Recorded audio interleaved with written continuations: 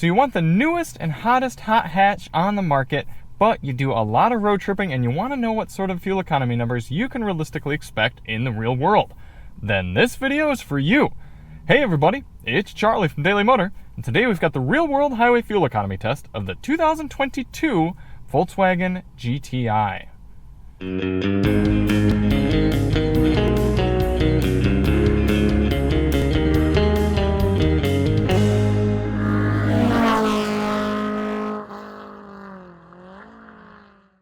We're going to head out on the highway, do 50 miles out and 50 miles back, averaging 70 miles per hour to get you a realistic highway fuel economy figure for this Golf. Before we get started, let's hop out, take a look at it. Looking good here, the Mk8 Golf GTI. Now, this is actually a European build of this car, so this is not necessarily exactly what we're going to get once it's available here on the shores of the United States of America, but it should be very similar. Should be the same powertrain. Everything should be pretty darn close. So whatever numbers we get today, you should be able to achieve with the US spec car. Quick note, we did find out after doing this test that this car is not equipped with a factory stock tire. It's actually got a very aggressive, very sticky, ultra high performance summer tire on it. So these numbers might be a little bit lower than what you'd actually get from a car on its stock all season tires. So just keep that in mind. If you do want to see more on the GTI, check the links in the description. We've got a review of its 9-speaker Harman Kardon audio system and driving impressions review. Looks like the car turned off without us consenting. Great. Glad you think you know better than us, GTI. Now, why do we do this test? Well, the EPA's highway fuel economy test, which gives this GTI, we don't actually know because the EPA's only released figures for the manual car. This is the 7-speed dual clutch automatic. But they give 34 miles per gallon to the 6-speed manual version of this car. But that test only averages 48 miles per hour. We know there are plenty of people who drive their vehicles a lot and would like to know what sort of numbers you can realistically expect to get in the real world. Not only that, but German cars often tend to do better than their EPA figures at high state speeds, probably because they're tuned for Autobahn cruising. So in order to test this, we're going to head on over to the pump here. We're going to fill up, head out and do 100 miles, come back, fill up at the same pump using the same 3-click fueling method, and get a result. A few things to note for today: outside temperatures 75 degrees Fahrenheit, tire pressures have been set to their door placard 38 psi cold, and we are going to run the climate control at 73 degrees auto. Now yes, this will probably use the air conditioner a bit, but that's how people use their cars in the real world, and without it, we would roast. So let's hop out and fill it up.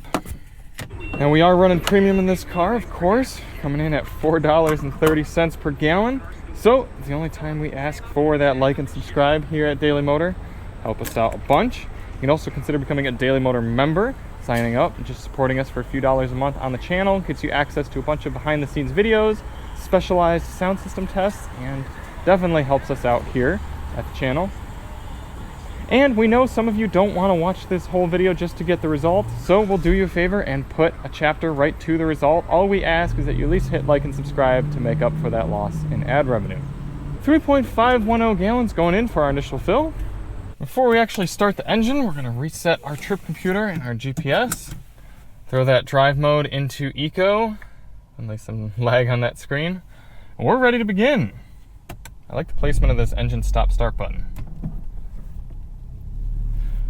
We're going to take it nice and easy over to the highway. It's about half a mile away. Pick up the test from there. Now with this test, we're not trying to see what the best possible fuel economy number is, but rather a realistic number when you're cruising at 70 miles per hour.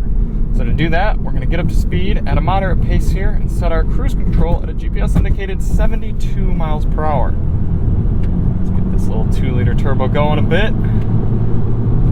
Plenty of torque to get up to speed.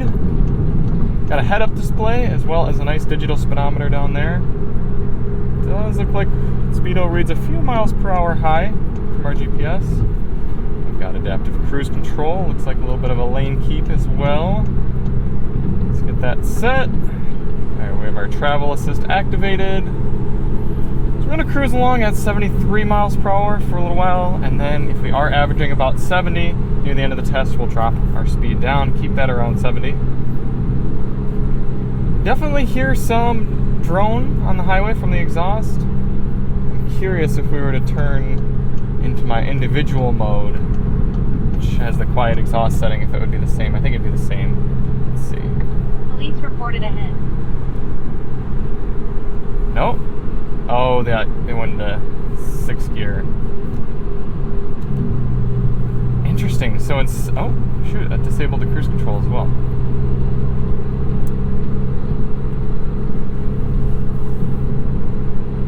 Alright, so in 7th gear, around 2,000 RPM, there's some exhaust drone. I hope you all can hear that.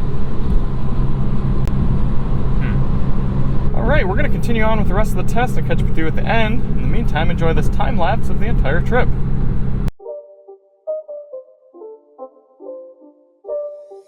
It's not a game, it's a rich thing.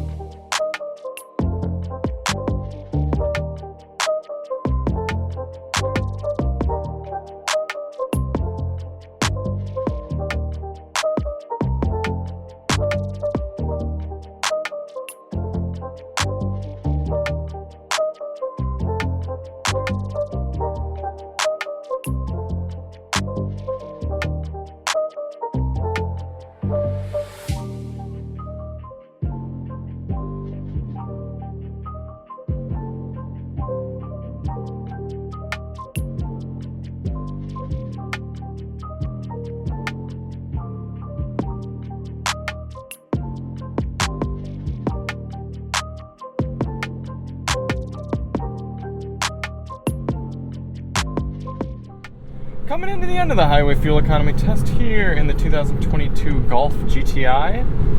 Not my favorite highway cruiser, I gotta be honest with you. I was expecting more. We are getting great fuel economy. We're getting 39.1 according to the Cars Trip computer. Hasn't been the cleanest fuel economy run. Traffic not making a lot of sense, as they often don't. And we're averaging 69 miles per hour. We were at 70 there for a little while, but get some of those snake slowdowns and just wasn't the cleanest run. But all that being said, getting great fuel economy. It's the adaptive cruise control I'm not loving in this car. It has a tough time just staying at the speed that you have it set at. There'd be times when I'd look down and just be going a few miles per hour below what I have the cruise control set at.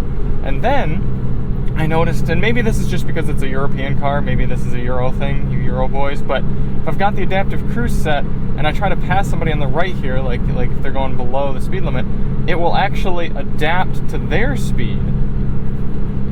It's not going to do it right here, so, but it is something that I've noticed on there. Is that's kind of weird. Someone can tell me in the comments if that's something that happens over in Europe. And then, the following distance is just too far away. It's too conservative. Even on the closest setting, it's still too far away. So, the active lane keeping is middle of the road compared to the Hyundai Kia systems and Tesla's autopilot. A lot of those better systems still has a ways to go. All that being said, this thing is still getting great fuel economy for the power figures and the type of car that this is. So let's get back to the gas pump, fill it up, and see what sort of results we get. 2.743 gallons going in. 105.4 divided by 2.743 is giving us 38.4 miles per gallon. So just barely squeaking in under the vehicle's readout of 39, but still quite a bit better than that EPA estimate for the 6-speed manual, and a really good figure for a sporty hot hatch such as this. Now, we don't actually know the fuel tank size of this 2022 model yet, but the last one was 13.2, so going off of that times 38 miles per gallon, you're looking at 500 miles at 70 miles per hour on a tank here in the Mk8 GTI. Cool, well, hope you all enjoyed that result. If you want to see more on the new 2022 GTI, check the links in the description. We've got our Harman Kardon audio system test and our DM test drive, and we'll see you on the next one. I'm Charlie from Daily Motor, and as always, drive on.